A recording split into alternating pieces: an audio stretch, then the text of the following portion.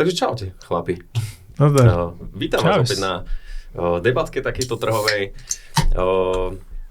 Trošku zase opäť v nepravidelnom intervale sme sa tu stretli, ako je už tak zvykom u nás, ale teda opäť, ak som si sadol sem do tohto kresla, tak mám taký pocit, že sa tu príjemne cítim a mohli by sme to už naozaj teraz nejak definitívne nastaviť, že by sme sa tu nejak pravidelnejšie stretávali. No. Už máme aj komunikačný kanál konečne, všetci spoloční však, takže možno to bol ten kameň úrazu, ale teda vás opäť vítam pri tejto debate.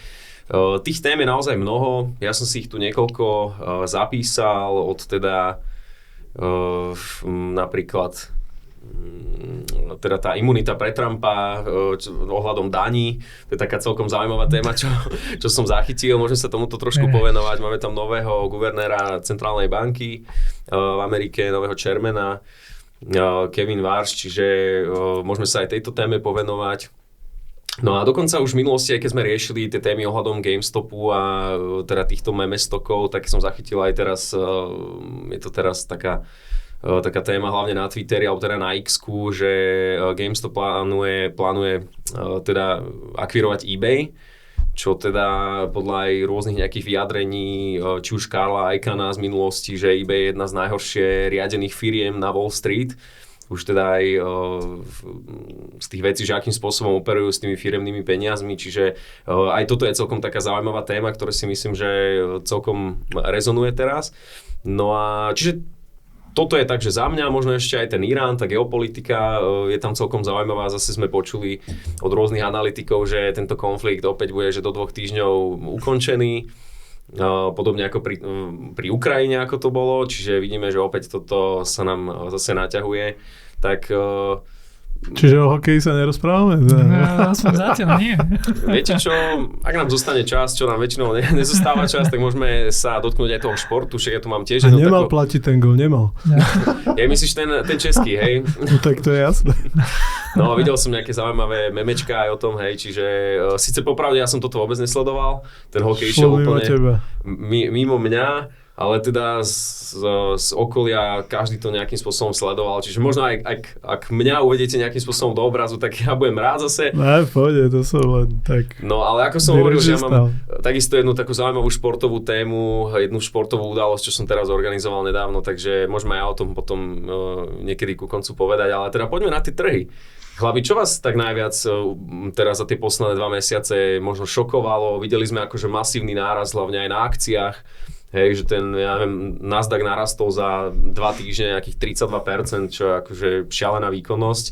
Čo si myslíte o týchto pohyboch?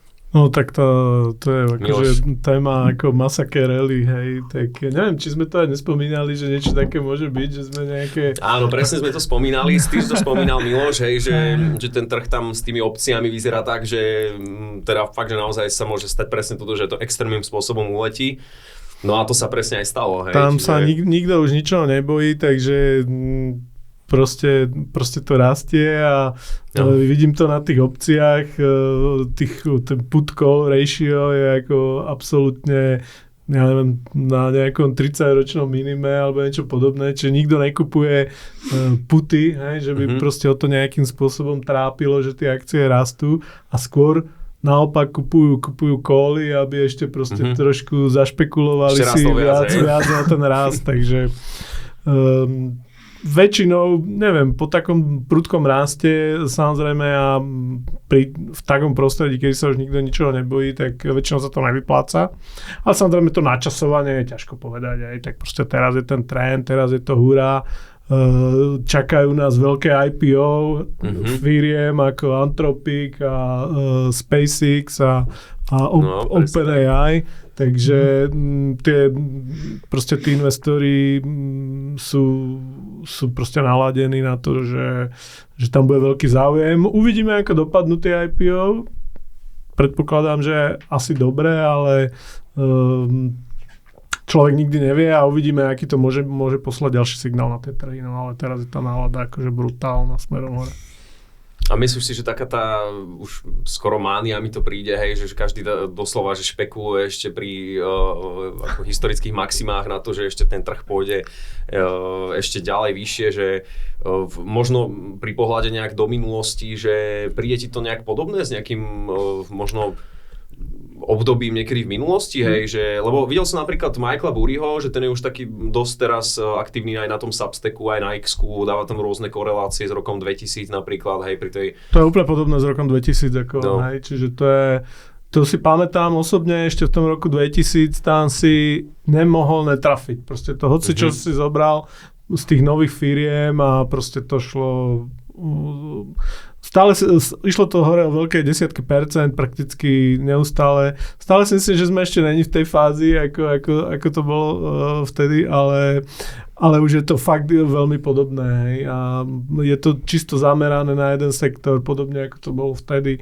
Není to nejaká široká rally, skôr naopak rastú hlavne tie akcie, ktoré majú to najväčšie zastúpenie v tom indexe a tá koncentrácia sa prehlbuje, aj keď možno už v posledných dňoch nie až tak ako pred pár týždňami, ale stále je to rally zameraná proste na tie najväčšie firmy a viac menej 1-2 sektory a možno iba jeden súvisiaci s AI viac menej, hej, keďže všetky tieto firmy majú to exposure iba na to AI viac menej, no.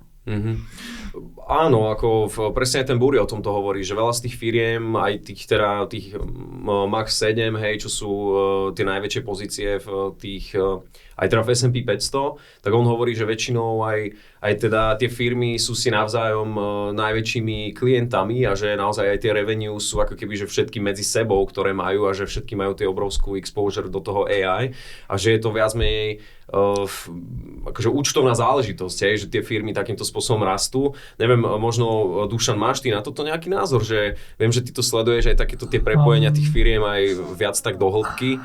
Hej, akože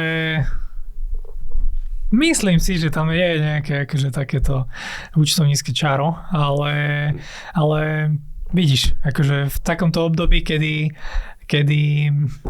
sa napríklad z Intelu stala, alebo z Dellu, hej, že stala proste firma, ktorá je v úvodzovkách, že too big to fail, lebo pán prezident povedal, tak jednoducho sa nemôžeme čudovať, že takéto veci sa dejú. Na tej druhej strane, čítal som taký zaujímavý názor, že OK, že vyzerá to, že sme v bubline a že všetci sa pozerajú na ceny. Že ceny, proste akcií sú v bubline. Ale že čo ju splasne, bude pravdepodobne to, keď nie keď ceny spadnú, ale keď revenues začnú klesať. Alebo teda aspoň nezačnú, alebo nebudú rásť takým tempom, ako sa očakáva. Čo ešte by som povedal k tomu, že tá Nvidia teraz proste šlape, že strašne. Akože za posledné 2 týždne oni teraz proste majú nejaké partnerstvo s Microsoftom, že idú robiť proste originál počítač na AI, alebo čip na AI, ale na Windows, pre Windows. A potom tiež teraz oznámili nejaké úplne nejaké nové čipy, hej, že tiež oznámili, že vo vesmíre proste budú mať nejakú stanicu, ty kokos, že tam bude proste, že bude napájená vlastne z Slnka a tam proste tiež niečo to bude robiť. No a tak, čiže akože ono na jednej strane ako obrovské capexy týchto firiem a príjmy nie sú až také.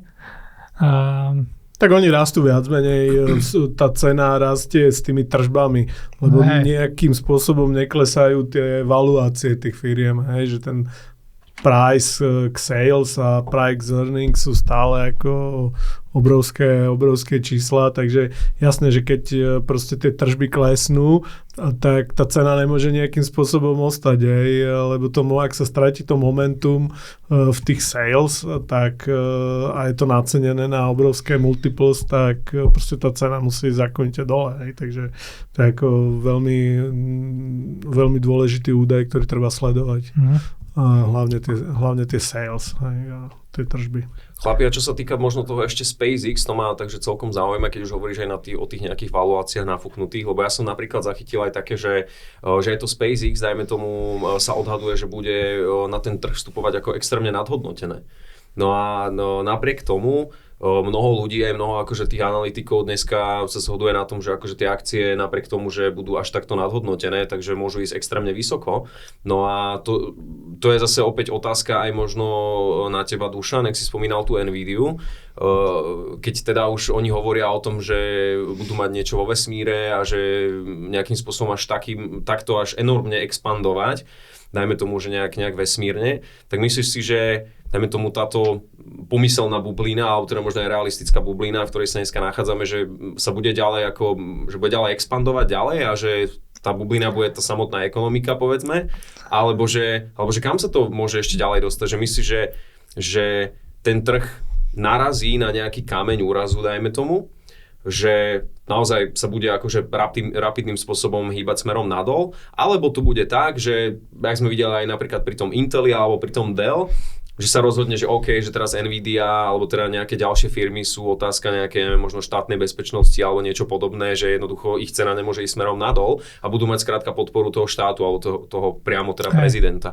A že takýmto nejakým spôsobom by sa všetky tie veci zase rolovali ďalej a že celé by sa to ďalej takýmto spôsobom nafúkovalo, lebo mne to príde ako celkom realistická varianta, hej, že keď vidíme už tie dnešné pohyby.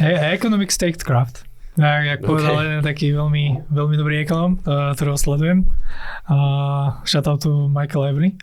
A takto. Akože aj to je jedna ako z možností. Mm-hmm.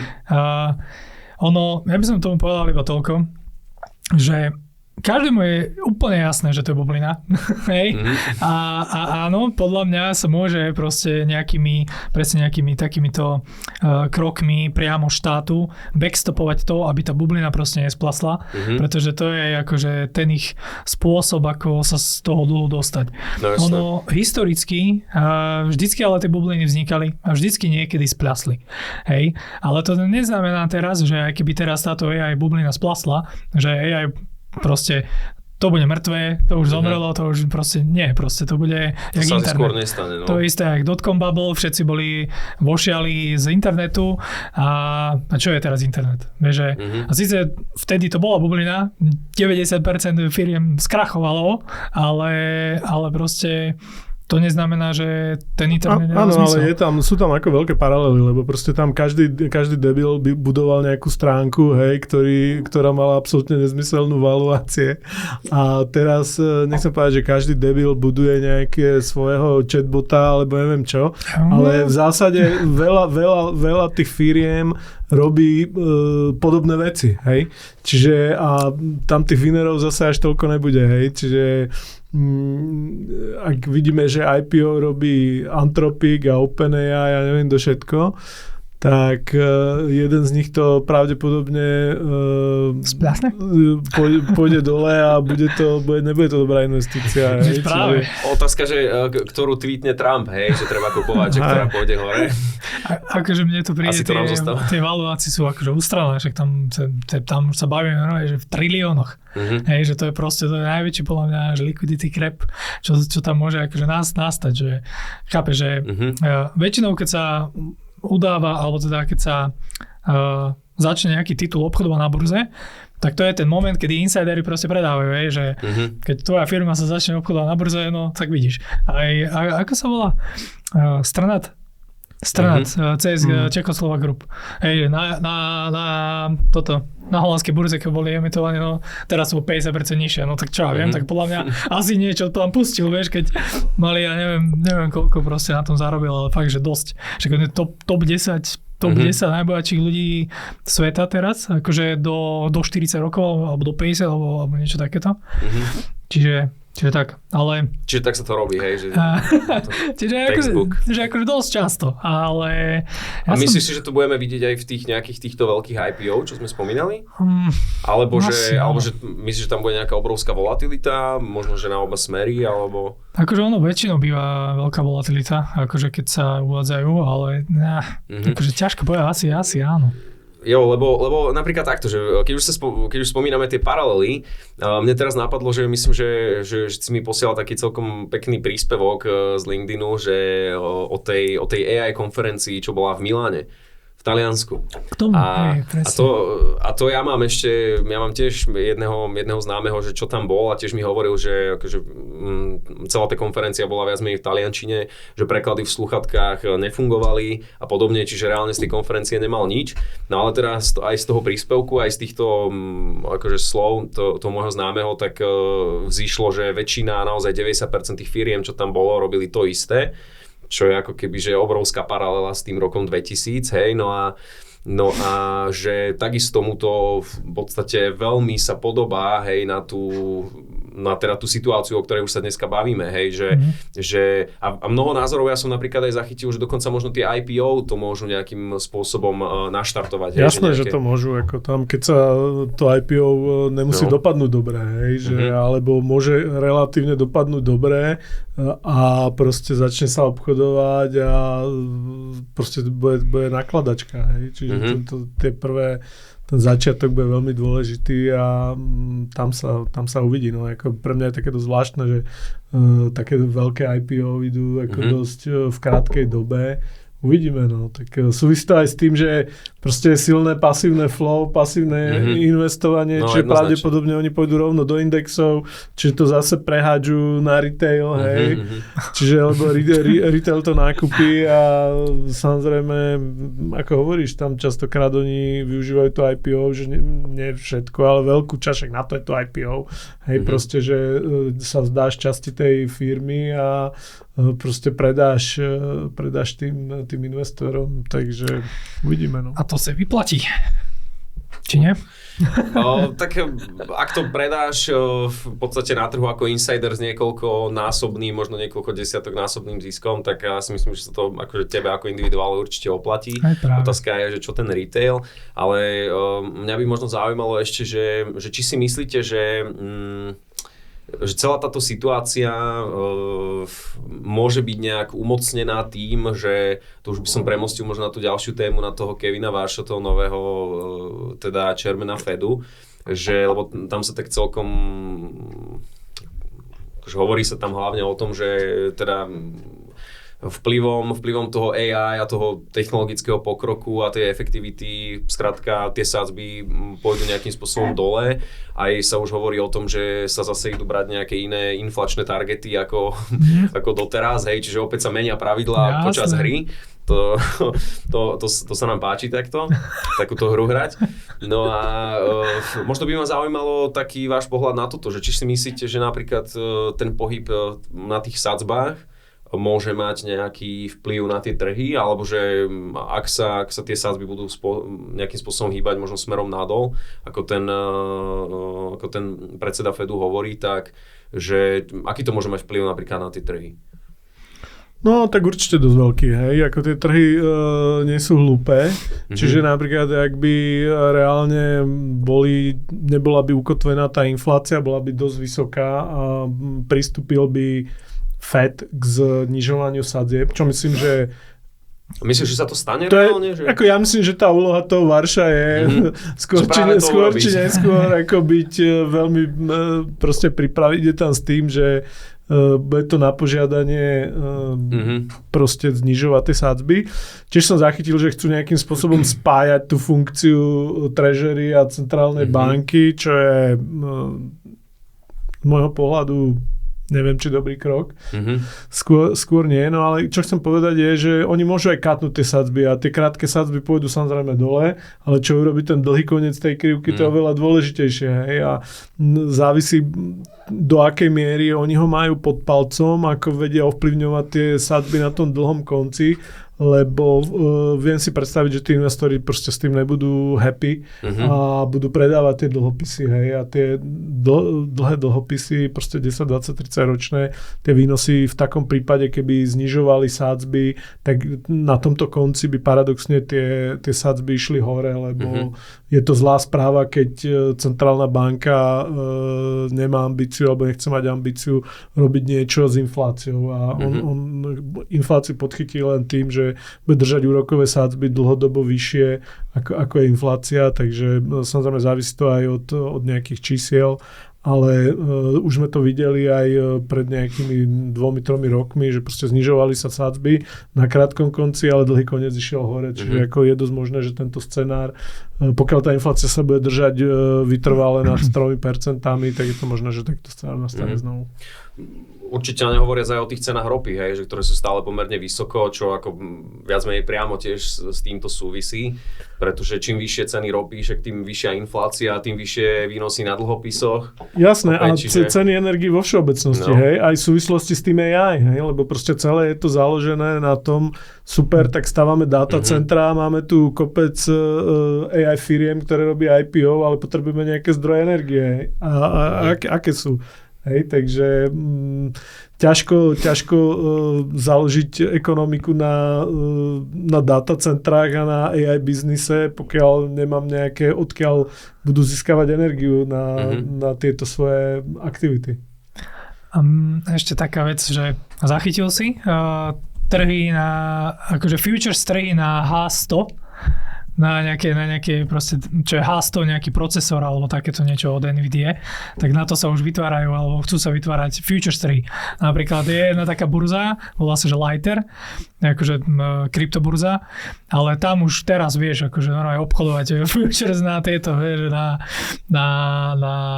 cenu, na cenu týchto procesorov alebo čo. Hej, čiže keď si niekto, kto vyvíja, tak proste tam si to vieš hedžovať. Hej, čiže akože aj takýmto smerom sa to možno, že začne uberať. Na prvý pohľad mi to prišlo, že ty kokos, že asi je to fakt bublina, ale akože dáva to zmysel, vieš, že keď teraz ako si chceš fixnúť tieto vlastne náklady na výstavbu alebo niečo s tým datacentrom, tak jednoducho si to longneš a nestaráš sa. No, ako ja si myslím, že reálne tam bude obrovský dopyt, hej, že aj po tej výpočtovej technike, však vlastne niektorí developeri sa už dneska vyjadrujú, hej, že pokiaľ už dnes niekto, kto chce budovať takéto tie svoje, nazvem to AI modely, dajme tomu aj nejakým spôsobom lokálne, nezačne si už dneska začať budovať tú svoju vlastnú lokálnu infraštruktúru, tak možno o pár mesiacov už na to nebude ani možnosť, hej, lebo tie veci budú tak extrémne drahé, že pomaly budú nezohnateľné a presne tieto čipy, ktoré ty hovoríš, ktoré každý to pochopí a začne ich longovať aj na týchto futures trhoch, tak nehovoriac o tom, že čo budú stáť tie čipy a dokonca ja som zachytil už aj to, že však takáto tá výpočtová kapacita sa dokonca aj prenajíma nejakým spôsobom. Ja som videl, že dokonca firmy, ktoré takýmto prenajímajú tieto kapacity, takže zvyšujú, hej, kľudne, že dennodenne ceny, hej, že o 10, o 20, o 30%, hej, za to. No a čiže už reálne dneska vidíme to, že dopyt po tej energii a po tých kapacitách tu je a ako takto, že ja si zase osobne myslím, že tá energia alebo tá energetika, takto, že ak tu prídu nejaké zaujímavé a inovatívne firmy, ktoré budú vedieť možno aj s tou energetikou niečo spraviť, tak ja si myslím, že ten problém tej energetiky sa dá nejakým spôsobom vyriešiť, len opäť musí byť nejakým spôsobom akože technologický. Lebo mnoho vecí, ja som napríklad zachytil jednu takú technológiu, volá sa, že TAE Systems. Dokonca viem, že Trumpova firma DJT majú nejaké exkluzívne partnerstvo, alebo neviem, že či náhodou dokonca Trumpova firma nevlastní nejaké patenty tej technológie TAE Systems a tá technológia funguje tak, že oni vyvinuli skrátka nejaký fúzny reaktor, ktorý sám o sebe generuje energiu. No a dokonca, že táto technológia sa používa v zdravotníctve, pretože tá radiácia, ktorá tam vzniká v tom zariadení tou fúziou, tak emituje skrátka žiarenie, ktoré cieli iba rakovinotvorné bunky. Čiže keď ja už naozaj pozerám sa na ten vývoj tých technológií a vidím, že aj takéto veci že vznikajú a že sa už o nich začína pomaly akože takto otvorene hovoriť, tak ja sám si tak hovorím, že OK, aj keď veľa problémov dneska vzniká, že či už je to v tej energetike alebo možno aj v tých nejakých AI riešeniach, tak opäť príde zase nejaká ďalšia firma, ktorá dneska už na základe aj toho prístupu k informáciám, aj toho, že ako tie veci dokážu efektívne fungovať, tak sa opäť vedia tie problémy pomerne efektívne vyriešiť. Hej, len musí tam byť tá vôľa na to. Hej, a keď ja dneska sledujem ten trh, tak ja si myslím, že ten trh sa práve hýbe tým smerom, že OK, že ak tu máme nejaký problém, tak poďme ho vyriešiť a že poďme ho vyriešiť čo najefektívnejšie. Takže preto si aj ja opäť zase myslím, že bude zaujímavé sledovať, že celý ten vývoj, že kam sa to bude uberať, pretože aj keď, však o tom sa tu už bavíme dlho, že aj keď tu bude nejaká vysoká volatilita, tak bude pravdepodobne na oba smery. Hej? Čiže treba sa možno aj nejakým spôsobom na toto napozíciovať.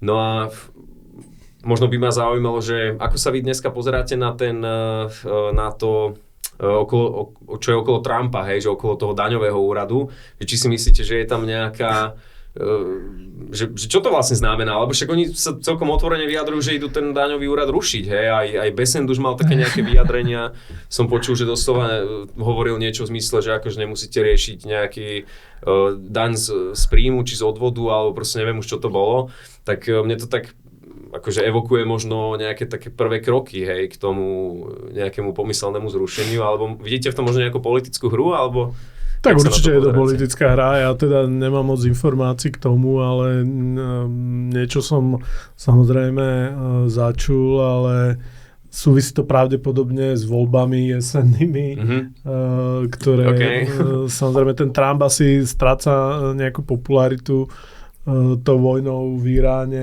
a to nezapadá do toho konceptu, s ktorým ako on išiel do toho úradu a že proste nebudú viesť zahraničné vojny, tak trošku sa asi snažia nejaký obraz si vylepšiť.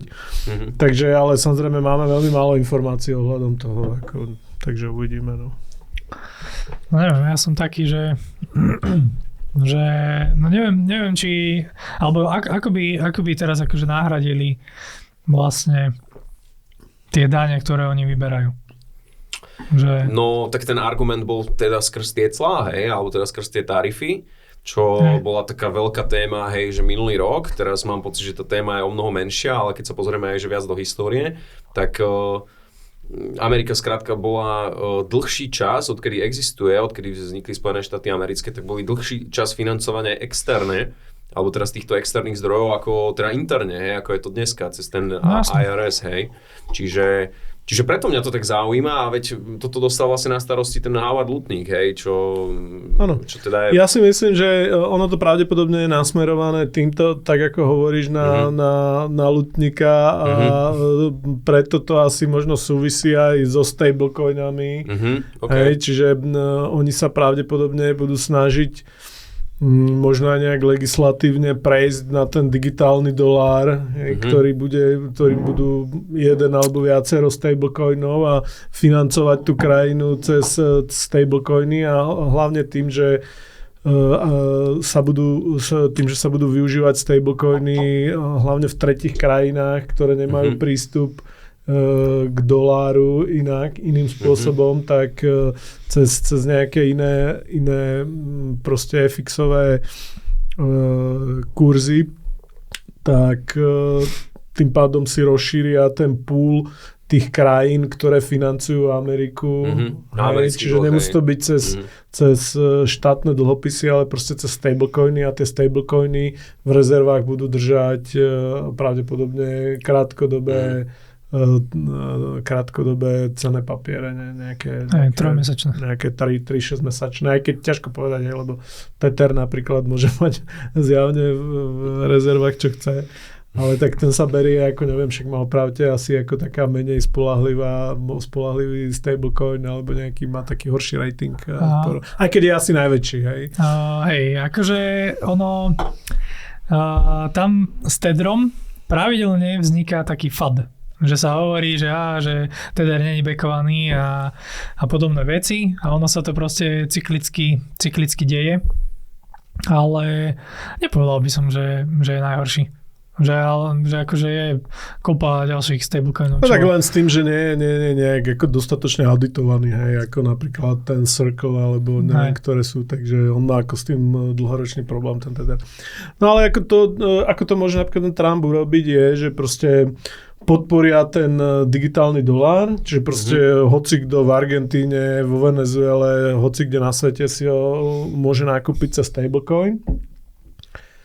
Zároveň znižia úrokové sadzby, čiže kľudne môžu znižiť úrokové sadzby na 1, 2, 3% a zároveň nechajú infláciu ranovať hot vysoko, proste na 4, 5, 6% a tým pádom ten dlh sa bude požierať sám. Hej? Čiže v zásade oni vedia financovať tú krajinu na krátkodobých cenných papieroch a zároveň nebude rásť ten dlh, lebo proste tá inflácia bude vyššia. A však v podstate to už sa aj mám pocit, že tak niekoľko rokov deje, hej, že to už aj je taký už medzi teda tými ľuďmi, čo sledujú trh, hej, a všimli si to, že toto už je také, že emerging market správanie, hej, že čo už robí aj tá americká treasury a teda Fed, že presnuli tú emisiu z toho dlhého konca na ten krátky. No ono to tak vyzerá, že to proste bude pokračovať, hej, že cez tie stablecoiny.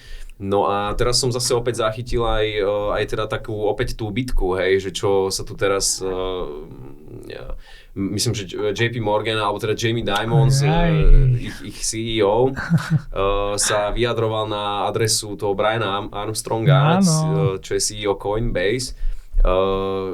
Viem, že bol tam nejaký spor ohľadom toho Clarity Act, čo je teda, myslím, že práve tá regulácia, čo nejak reguluje tie stablecoiny, že sa teda toho banky extrémne boja, hej. Jasné. Keďže banky dávajú dneska na úložke čo 0, alebo 0,1 možno. A oni im dajú, že 4. No a keď stablecoin ti dá presne, že 4 alebo 3,5%, tak to je akože obrovské riziko, hej, pre tie banky, no. Čo ty máš na to, aký názor? Na toto? Že myslíš, že sa to teda podarí, lebo že opäť, jak aj stále sa to ruluje, hej, stále je tam nejaká tá škriepka o to, že teraz schváli sa to, neschváli sa to, tak ako to je teda? Tak podľa mňa sa to schváli skôr či neskôr.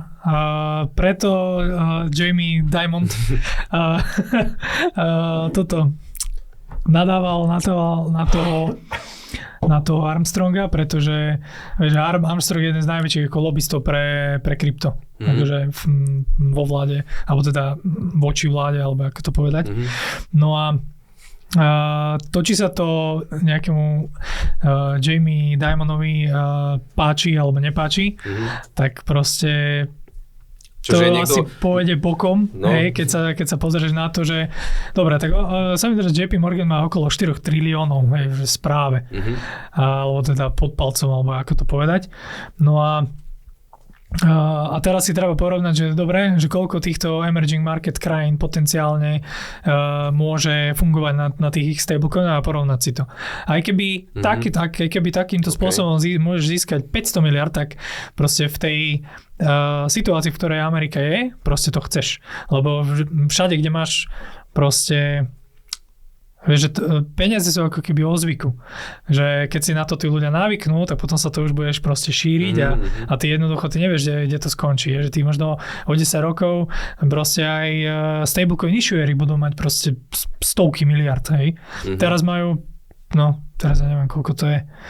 Ale tiež je to už teraz je to v miliardách. Hej, a ono to môže proste začať rásť akože príliš. Hej, že koľko stablecoinov sa vydá. A teda čím viac stablecoinov sa vydá, tým viac dlhu sa skúpi, aby si mohol backovať ten dolár. No a ja nevidím dôvod na to, prečo by to Amerika nechcela spraviť.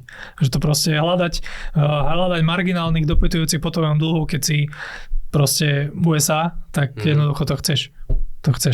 A či sa to páči niekomu alebo nepáči, no tak zvýš sadzby, nebo taký už grloš, proste, vieš, že... Nie, niečo na tom bude. Vieš, že, tak čo už? Tak to je to trh. Je to trh.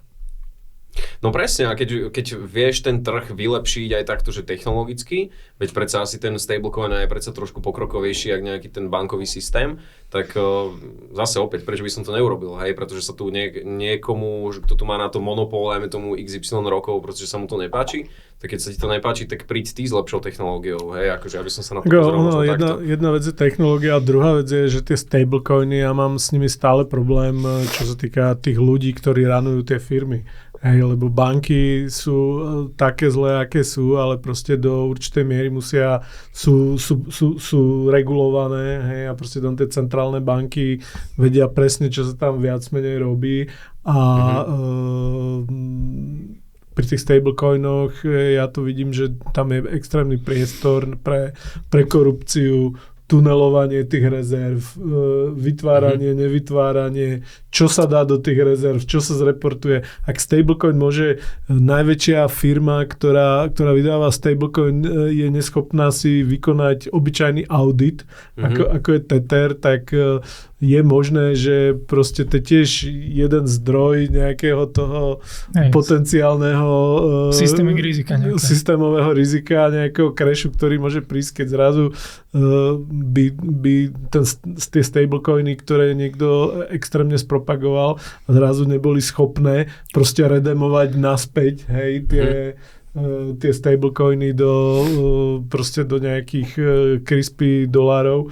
A to je tiež ako je to ešte neprebádané, hej, a neviem, či tak sú tam nejaké zákony tam vznikli na reguláciu tých emitentov a tých stablecoinov, ale stále minimálne na tom Tetheri vidí, že vedia fungovať a nie sú auditovaní, hej, a tie rezervy sú všelijaké, hej, čiže nie sú to iba T-billy americké, ale je tam kadečo. Jo, a nemyslíš si, že práve preto je to takto, ako hovoríš, že je tam reálne ten boj proste tých ľudí, čo dneska majú proste v rukách ten trh doslova a že si ho nechcú proste pustiť z rúk? Lebo vieš, ak by tam tá legislatíva bola, tak pravdepodobne tento problém by tu zmizol, hej, a ja si práve preto aj myslím, že akože tá regulácia, tá legislatíva aj na tie stablecoiny, aj na to krypto sa rieši, lebo jednoducho tí ľudia, čo dneska pri moci vidia, že to jednoducho dokáže asi tie procesy zefektívniť, no a len zase opäť proste pripraví to možno nejakých ľudí o moc, hej, čiže ako uvidíme, samozrejme, možno, že to bude naozaj dobrá inovácia, že bude to super, ale nedá sa vylúčiť ani tá druhá vec, že proste to bude flop. A tým pádom, keď to neskúsiš, tak neuvidíš, ale všetko sú to neprebadané vody, hej, čiže nejakým spôsobom to majú rozmyslené. Myslím si, že aj to proste promujú tie stablecoiny a chcú s týmto spôsobom proste jednak aj musia, hej, ak vidia, že proste tie zahraničné štáty kupujú menej a menej tých treasuries a potrebujú financovať tú ekonomiku a ten štát, tak ako si hovoril Dušan, tak hľadajú aj ďalšie spôsoby, ako diverzifikovať medzi tými kupujúcimi štátneho dlhu.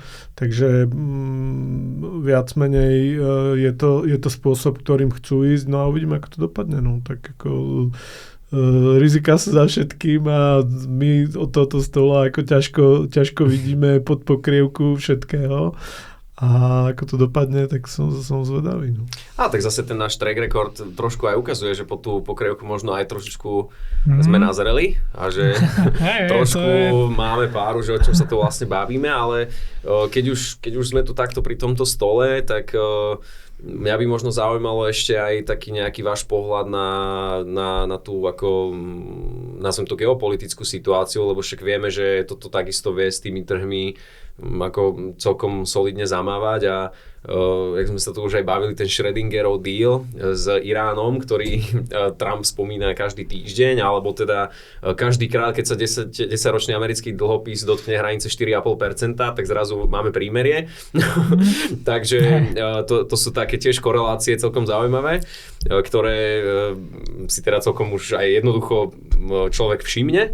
Hej, čiže možno toto by ma zaujímalo, že či opäť je to taká nejaká, lebo zase mne to príde taká nejaká zvláštna hra, hej, aj či už na tie trhy, alebo či už akým spôsobom možno ovplyvniť ten trh s tými dlhopismi a aj teda tým pádom aj tú infláciu, lebo však to súvisí aj s tými cenami ropy. Takže možno ešte toto by ma zaujímalo, že ako sa vy pozeráte na ten Irán a že či teda možno prímerie je nejako akože za rohom, alebo či je to opäť iba také akože že OK, prímerie, ale v realite žiadne prímerie nebude. Jak to tam teraz vyzerá? No ja si myslím, že nebude tak skoro prímerie. Alebo teda, no, samozrejme, že bude za 2 týždne, ale neviem za ktoré. Takže, no a tých 2-týždňových období môže byť pred nami ešte veľa. No a, alebo ono už keď, neviem, či ste videli grafy, ale tak asi hej, že tam proste každý deň cez ten Hormuz chodilo 60 až 80 miliónov barelov ropy denne. Teraz sú to, že 3, 5, niekedy 8, hej. Aspoň teda, čo sa trackujú. Nejaké, že vraj chodia aj mimo, nejak neviem, vnútrozemský alebo ako, ale čisto iba proste cez ten priedev a to je proste brutálny rozdiel. A raz, jednoducho táto realita podľa mňa narazí. Kde to môžeme už vidieť, napríklad na cene plynu. Že typický nadgaz, americký nadgaz, zrástol, neviem, či o 20% z predmesiaca. Čiže akože ide akože relatívne stabilne hore. Takže tieto efekty, ktoré stále akože sa nedostali do tej reality, to podľa mňa skôr či neskôr to príde. Takže tak. No ako je to podozrivé samozrejme, hej, že na jednej strane počuje, že všetko je OK a že sa dohodneme a každú chvíľu sa to už ukončí a tak ďalej. A obidve strany potrebujú to predstaviť pred voličmi ako svoje víťazstvo, hej, tak teraz čo sa tam skutočne deje, samozrejme nevieme, hej, vidíme, že proste ten Hormuz nefunguje. Ono samozrejme závisí, či sa niečo nezlomí skôr, ako sa reálne stihnú dohodnúť. Možno, že sa fakt ani nedohadujú, to nevieme. Hej. Proste vyhovuje im ten stav, že proste šplechnú niečo v Teheráne do médií a tam asi nemusia. Ale proste tu na západe, ako hovoríš, sa to stále masíruje, pokiaľ tie ceny dlhopisov rastú, tak sa ideme dohodnúť, keď sa to ukludní, tak trošku to zase popustíme. Ako to aj nikto nevie, tak uvidíme. Či sa niečo nezlomí, hej, či to napríklad ekonomiky tých krajín v zálive, v Perskom zálive, ako sú na tom, ja neviem, hej, že tým pádom musia mať veľké výpadky v príjmoch, ak predávajú zlomok tej ropy a plynu ako pred konfliktom. Takže možno, že sa to zlomí na nejakej náhlej správe. Uvidíme, čo bude výstrel z Aurory. Vieš, čo je Aurora, nie? takže uvidíme, no.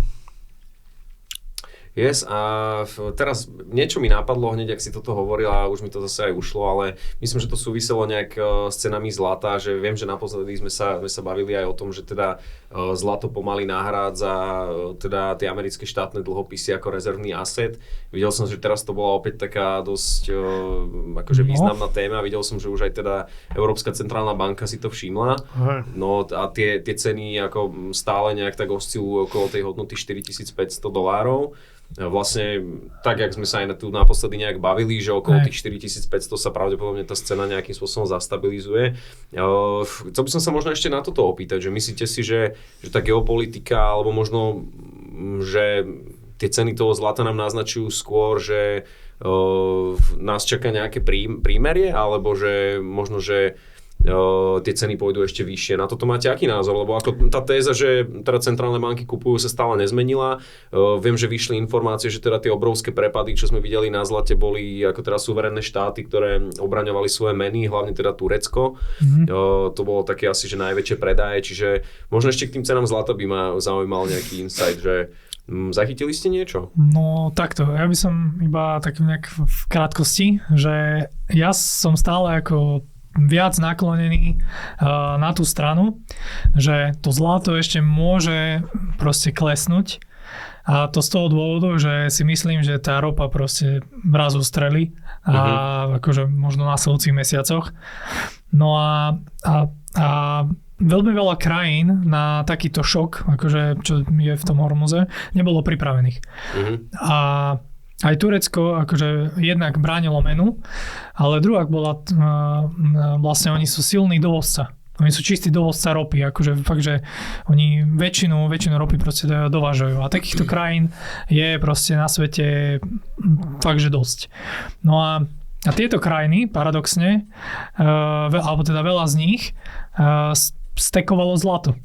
Hej, ale tak oni okupovali proste, keď zlato stálo 1500 alebo 1000, presne 2000, tak jednoducho, keď nemáš tú ropu, tak jednoducho rozpredáš trocha z tých devizových rezerv a nejak ju kúpiš, lebo nevieš, čo bude. Hej, že to boli tie, nechcem povedať, že memečka, ale také tie videá zo satelitov, že išla loď z Mexického zálivu, išla do Európy a zrazu niekto preplatil, tak išla, ja neviem, do Číny alebo kde. A takéto, čiže no a takéto transakcie sa dejú a podľa mňa sa aj budú diať, lebo akože keď si proste nejaká veľká krajina, ako podľa mňa nechceš ani na sekundu riskovať, že dobre, že teraz teraz je jeden barel ropy, povedzme $100 alebo $120, no ale je riziko, že bude 180 za pol roka. A akože to je taký náklad, že dobre, že poviem si, že dobre, že keď tá ropa padne, poviem si, dobre, kúpil som to, kašľal na to, ale aspoň ju máme. No ale akože nechceš riskovať to, že že zrazu to ustrelie na 180 a ty ju nemáš. A musíš si ju kúpiť proste. Takže toto si podľa mňa budú niektoré krajiny vyberať a takže ešte to môže ako zamávať to cenu, ale akože ten fundament z dlhodobého hľadiska na to zlato je silný. Už teraz je podľa mňa, že super cena na nákup, ale akože ísť jolo teraz all-in do toho, že už proste sme úplne že dno a tak ešte by som povedal, že nie. Ale to je akože môj názor. Samozrejme, no do financial advice a všetky tieto veci. No tak samozrejme teraz si uvedomiť, že to zlato má veľký nárast za sebou v tom minulom roku, nejakých 65%, tak to, že trochu teraz nejakým spôsobom ide viac do strany, nie je až také extra prekvapujúce. Z dlhodobého hľadiska si myslím, že tá cena pôjde oveľa vyššie. Vzhľadom na nárast inflácie a na nárast celkovo cien komodít na trhoch, takže to je z môjho pohľadu taký základný scenár. A samozrejme môže sa stať nakoniec hocičo, ale vidíme aj na tých cenách ropy, že proste skôr sa ustalujú niekde vyššie, ako keby bolo to nejaký veľký nárast a veľký pokles, takže nejak nenasvedčuje tomu nič, že by proste tá cena zlata vzhľadom na to, že všetky tie krajiny ju vymieňajú v svojich rezervách americké doláre a americké treasury za zlato. Samozrejme výnimky ako Turecko, ktoré robilo nejaké operácie, tak nejaká volatilita tam bude vždycky. Ale ten trend si myslím, že je stále smerom nahor. Ja to asi iba potvrdím, lebo ja si myslím podobnú vec, však my sa tu už aj dlhšie bavíme o tom, že teda stále je tam tá možnosť aj toho precenenia zlata smerom nahor, teda zo strany Fedu, kde teda ešte do dnešného dňa sú ako ceny z roku, myslím, 71 alebo 73, hej, čo je $42 za uncu. Takto dneska mimochodom Centrálna banka v Amerike oceňuje zlato a dneska však cena zlata je aktuálne nejakých $4400, čiže to je celkom slušný zisk, ak by sa tá cena precenila iba na trhové hodnoty. No a teda neviem, že či vy ste to zachytili, ale ja mám pocit, že som zachytil takúto informáciu, že dokonca už sa o tom nejak začína aj hovoriť. Že dokonca myslím, že nejaký senátor alebo neviem, nejaký politik dokonca už niečo takéto aj navrhol, že aby sa tá cena zlata precenila minimálne na tie trhové hodnoty. No a to už sa blížime k takej asi jednej z tých posledných tém, ktorú by som chcel načať, to je tá cena Bitcoinu, alebo teda ten Bitcoin a tie ceny na tom kryptotrhu, pretože ja mám taký pocit, že práve tá injekcia, ktorá by tam mala vzniknúť v tom treasury práve z toho precenia zlata, tak by mala ísť práve do Bitcoinu. A keď sa pozerám dneska na ten trh, tak vidíme, že Bitcoin je aktuálne nejakých $66,000, čo je akože pomerne nízko. Aj Michael Saylor, aj nejakí ďalší ostatní analytici, viem aj, že Lyn Alden sa k tomuto už vyjadrovala. Veľa z takýchto ľudí pomerne akože významných v tej kryptokomunite hovorí o tom, že to dno už sme videli, okolo tých $60,000 a že ten štvoročný cyklus už skončil. No ale vidíme, že ten Bitcoin aj celý ten kryptotrh takým nejakým spôsobom stále reaguje možno na ten štvoročný cyklus. Čiže možno ešte toto by ma zaujímalo, že čo si myslíte o tých cenách, či teda na tom krypte sa ešte pozrieme nižšie, alebo a že teda naozaj dodržíme nejaký ten cyklus, ktorý by mal končiť niekedy na prelome, myslím, septembra a októbra, lebo však ten top sme videli na Bitcoine teda začiatkom októbra minulého roka, čo už je pomerne dlhá doba, čiže zaujímalo by ma, že čo by mohol byť opäť ten trigger na ten nárast na tom kryptotrhu. A že či to môže byť napríklad to precenenie toho zlata, hej, že na na tú trhovú cenu, pretože to zákonite znamená vyššiu infláciu, hej, čiže nejaký takýto pohľad ešte na ten kryptotrh vás by ma zaujímal. No, tak čo si teda myslím, že či, no akože takto, keby sa to zlato precení, tak podľa mňa by to trh akože vnímal brutálne pozitívne, lebo zrazu by akože vznikla nejaká nová likvidita. No ale teraz akože, či by to malo ísť do toho Bitcoinu, to neviem, ale logicky to ako zmysel dáva. Aj hlavne z toho pohľadu, čo si ty spomínal, akože, že možno normálne ako sa volá, akože Jason Lowery sa volá, ale on je niečo proste zobraný. Áno, on je poradca pre kyberochranu. Hej, poradca pre kyberochranu. No a akože americké Space Force. Tak podľa mňa akože on to veľmi, veľmi dobre opísal, že v tom kyberpriestore, keď chceš mať nejakú ako v úvodzovkách nejaké vlastníctvo alebo nejakú takú proste silu, ktorá sa nedá ohnúť, tak to je proste ten Bitcoin. No a vieš, v tomto svete AI a tak keď budeš vedieť proste mať niečo takéto, tak to môže byť proste celkom ako výhodné, že až by som povedal, že strategické. No takže keby nejaká časť z tých peňazí ide do Bitcoinu, tak nebol by som prekvapený, bol by som prekvapený veľmi pozitívne, keby všetko, lebo to by bol taký úplne, že signál, že bože, že tak teraz sa začínajú krajiny pretekať o to, že kto to kúpi skôr. Ale to by bola iba asi účtovná operácia, chápeš? Ja neviem, či by za tým bol nejaký reálny cash, hej. Proste to by možno šlo iba do balance sheet, že by proste oni nejakým spôsobom precenili, hej, ale neviem, či by to uvoľnilo nejaký nový cash. Hej. Možno, že áno. A či možno ale iba akože paku. Že teraz by povedala, že pozrite sa, že máme tu zlato, neviem, požičajte mi niečo, alebo tak. No ja si práve, že myslím, že by tam mala vzniknúť úplne nová likvidita. Áno, možno, že vznikne likvidita, lebo tým pádom pravdepodobne by tá centrálna banka vytvorila veľký zisk, ktorý by ako mohla urobiť ten remittance do treasury. Ale to by pravdepodobne iba znamenalo, že by nemuselo to treasury emitovať ďalšie dlhopisy. Hej, čiže možno, že by to iba pomaly nejakým spôsobom asi nejaký cash to vytvorí, ale závisí, ako by to bolo rozdelené v čase. Hej. Čiže možno, že presne by to iba bolo, že nemusím naraz toľko emitovať.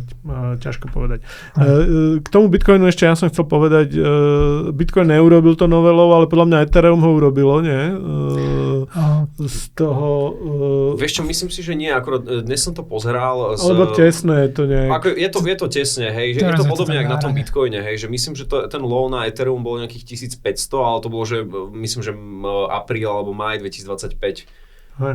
Ja čo sledujem na tom Bitcoine, tak to je jedna štatistika a to je z toho topu tých 125 alebo 126 tisíc, či koľko to bolo. Áno, 126. Tak on sa stále drží prakticky celý čas od toho topu, sa ten weighted average volume, tá cena sa drží pod ním. To znamená, že ten trh agregátne, všetci, čo kúpili agregátne po tom tope, tak sú v lose viac menej. Čo je akože negatívna stále správa, lebo tým pádom tá psychológia pracuje tak, že ak sa nedostanú minimálne, vždycky ak sa priblížia k tomu average, to znamená sú strate, priblížia sa k tomu weighted volume average, tak odtiaľ sa odrazia a tá cena ide dole. Čiže v zásade oni sú radi, že sú na nule a tam predávajú. A samozrejme tým pádom do straty dostanú zase tých ďalších, ktorí medzi tým nakúpili, že očakávajú rally, kúpili to niekde za 75-80 a teraz zase tí sú v strate. Čiže stále iba doháňaš nejaké straty a tam je z môjho pohľadu skôr riziko tej akcelerácie smerom dole, že proste to utrhne nejaké stop lossy, nejakých tie weak hands, ktoré nakúpili a neudržia to minimálne po tú priemernú cenu, po ten break-even. A ja tam stále na tom čarte vidím riziko toho, že to môže ísť niekde 30-35 tisíc. No takto, že ak by sme dodržali ten štvoročný cyklus na tom Bitcoine, tak myslím, že tá hranica je okolo tých, no viac menej tak, jak si povedal, okolo tých 40 tisíc, hej, čiže ako takto, že ja som že mám na to také dva názory. Jeden je ten, že to low, alebo teda to dno bolo na tých 60, to bol môj ešte taký target viac zdávna, ktorý sme vlastne hitli. No a myslím si, že naozaj, že už je najvyšší čas na to aj, že aby sa ten štvoročný cyklus nejakým spôsobom zlomil, lebo už aj minulo sme sa tu o tom bavili, že keď sa každý baví o tom cykle, tak si ho vlastne tým spôsobom aj privoláme, už len to, že to každý skrátka očakáva. No ale myslím si, že aj napriek tomu, že sú už tam v tom trhu inštitúcie, takže ten vývoj na tom trhu môže byť trošku iný, ako sme videli doteraz. No a keď naozaj už aj ako tí americkí generáli začínajú pomaly hovoriť o tom, že ako to hromadenie Bitcoinu je otázka štátnej bezpečnosti, tak si myslím, že je to akože pomerne významný argument a asi akákoľvek cena je dobrá na nákup, ako podobne, ak je to s tými cenami zlata, hej. Takže ja si myslím, ja mám na to taký podobný názor, že keď sa ma ľudia pýtajú, že či má zmysel kupovať vôbec to zlato, že už je to vysoko, že to skrátka niekam išlo. No ja si myslím, že určite to má zmysel, lebo pokiaľ je tam už aj tá záplava tých peňazí zo strany centrálnych bank, tak prečo by som to vlastne predával? Hej, keď tam naozaj ten fundament je a naozaj ten flow, ktorý posledných 40 rokov tiekol práve do tých amerických dlhopisov, sa presunul niekam inam. Hej, však vlastne už sa tu o tom bavíme pomerne dlho, hej, čiže asi tak. No nič chlapi, ja si myslím, že to bola celkom výživná debata. Ja som sa chcel ešte trošku dotknúť toho GameStopu, ale myslím, že akože keď som na tom rozmýšľal, že máme tam vôbec k tomu niečo povedať, možno Dušan, že máš niečo, že čo si zachytil, čo stálo za reč. Ja som videl, že teraz oni dropli takéto, že surprise earnings, že týždeň predtým, ako boli ohlásené, tak vlastne už zverejnili kvartálne výsledky. No a mali teda najväčší kvartálny zisk v histórii, na základe čoho ten stok vyletel dneska nejakých 13% už v premarkete. Čiže naozaj vidíme, že tej firme sa darí. Vidíme, že teda ten deal, čo Cohen navrhol eBayu, nejak ten eBay to vedenie nechce zobrať. Čo je teda trošku paradox, že oni ranujú teda aukčnú sieť, alebo teda ranujú aukcie a nezobrali vlastne najvyšší deal, najvyššiu cenu, akú im kedy kto ponúkol. Takže to je tiež taký paradox. Asi vedia prečo, asi vedia, ako ranujú tú firmu. Nechcú asi tam nikoho pustiť. A aký máš na toto ty názor? No akože, jak by som to povedal? Myslíš, že sa boja, že tam zase sa opäť na niečo prídeš, na nejaké čachre? Lebo... Áno, podľa mňa akože tam preto Cohen na nich cieli. Lebo akože on je taký ako kvázi aktivista. Hej, a však preto išiel do čo to bolo? Bye Baby?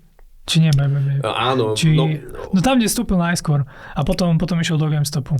No Chewy. On mal jasné, tú Chewy, firmu pre pets. Hej, presne. Tak najprv Chewy, potom išiel do toho GameStopu. Tam tiež videl, že ten manažment je ako taký, že... Nastrčený, nasadený?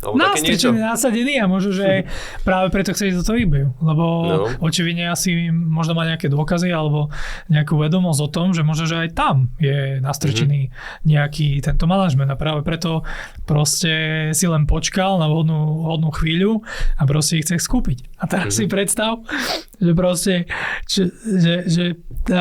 proste predstav si, že shortuješ eBay a zrazu proste dojde niekto takýto a on ti povie, že no, ale ja tú firmu otočím proste a iba, že ups, že ona to vlastne má možnosť teraz, že? No. Takže môže to byť halus. Ja už som počul, že vlastne nejaký 7,5% podiel, hej, že z tých dokumentov, čo boli zverejnené, čiže ako ja si myslím, že sa im to asi podarí, hej, lebo však ja som si pozeral nejaké tie čísla, že z tých revenues, čo oni majú, tak alebo čo je také asi najzaujímavejšie na tom, že ak by si za posledných 5 rokov kúpil jednu akciu eBayu, tak si kúpil viac ako celé vedenie eBayu za celých tých 5 rokov.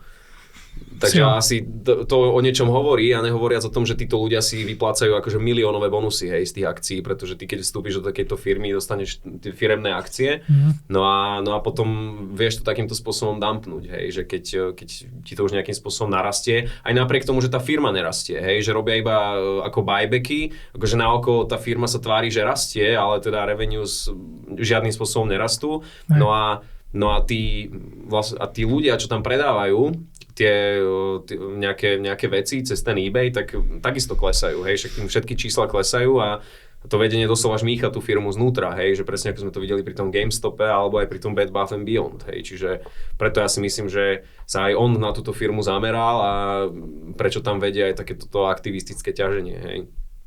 Takže asi toľko k tomu. No a keď už sme sa tu aj bavili o tom GameStope, aj minulo sme sa bavili, že chceme dávať nejaké takéto trade idei, aj keď teda... Áno, túto rubriku nakoniec mám vždycky rád. No, čiže ako ja už som to tak nejak spomenul, síce my tu nerobíme žiadne investičné odporúčania, je to čisto pre vzdelávacie účely a teraz aj zábavné účely, ale teda jedna z takých tých trade ideí, čo ja už mám dlhodobo, tak je napríklad aj ten GameStop. Takže možno by som chcel taký jeden nejaký váš názor, ale teda samozrejme je to môj osobný názor na to. Ja si myslím, že keď sa človek pozrie na tie financials iba, tak to hovorí úplne jednoznačne same za seba. No a chlapi, možno, čo si vy myslíte, že by sa teraz tak oplatilo kúpiť? Akože môže to byť čokoľvek, hej, že nemusí to byť konkrétna akcia, ale máte možno takú nejakú trade investičnú ideu teraz, okrem teda tých vecí, čo sa tu bavíme bežne, že Bitcoin alebo zlato? Tak ja iba to, čo hovorím vždycky, ako žiadne... Takže opcie. Áno, čiže zahedžuj sa, lebo nevieš, čo ťa môže čakať do budúcnosti, tak to je moje odporúčanie, ktoré môžem rozprávať ako každú v tomto okienku v každej časti. Výborná diplomatická odpoveď, tak sa mi to páči. Každopádne, no, nie je to investičná ani finančná, neviem, jaká rada, hej, že je to čisto len nejaký súbor myšlienok, ktorý mám z pohľadu toho, ako sa pozerám na tie trhy. Každopádne, ja som rozmýšľal nad viacerými akože vecami, že čo, ako sa pozrieť na ten trh a akože, lebo typicky napríklad na S&P 500, že tam, akože aj párkrát sme sa o tom bavili, že tam sa proste kompresuje volatilita, robí tá disperzia, že máš vysokú koncentráciu tých podkladových aktív a tým pádom tá volatilita toho indexu v úvodzovkách, že umelo klesá, ale volatilita tých jednotlivých stokov je proste veľká. Hej, tak ma napadlo, samozrejme ešte som to ani neanalyzoval, ale napadlo mi, že proste, že kupuješ cally na tie jednotlivé stoky, ktoré majú kvázi že veľkú váhu a kupuješ puty na S&P 500. Hej, keďže tam tá volatilita by mala akože klesať. A iba to roluješ. Ale to je samozrejme iba idea. Nehovorím, že teraz všetci do toho naskákať a povinne, vieš, že nie. A každý nech si robí, čo chce. Ale toto je jedna idea, na ktorou som rozmýšľal, že to potrebujem zanalýzovať. No a druhá ani moc neviem. Takže iba fakt, akože reálne na tým som sa tak zamýšľal. No, akože nás myslím zaujímavá idea. Ale ako... Možno by bolo zaujímavé to takisto otestovať, že či to funguje. Čiže v zásade sme sa zhodli, že kupuj opcie. Lebo ako vieš, keď sa na tým zamyslíš, že no, tak pravý tail v bubline je dosť často podhodnotený. Čiže ak si aj spomínal, že proste, že kupovať dvojročné kolopcie na strike 10 000 na S&P 500, že to vôbec nie je akože od veci. A to práve toto je to, čo aj nad čím som sa tak zamýšľal. A potom asi komodity ešte. Nejaké komodity ako podľa mňa nebudú vôbec od veci. Alebo možno, ja neviem, zlatí ťažiari alebo takéto, ale no, to musel by som to proste sa na to viacej pozrieť. Teraz sú to iba také vystrely do neznáma, alebo ako by som to povedal. Ale tak keď si sa opýtal, tak toto je môj názor. Jasné, ja ďakujem za tvoj názor, Dušan, aj za tvoj názor, Miloš. Však verím, že tieto naše debaty aj našim sledovateľom dávajú nejaké cenné informácie, verím tomu, že áno.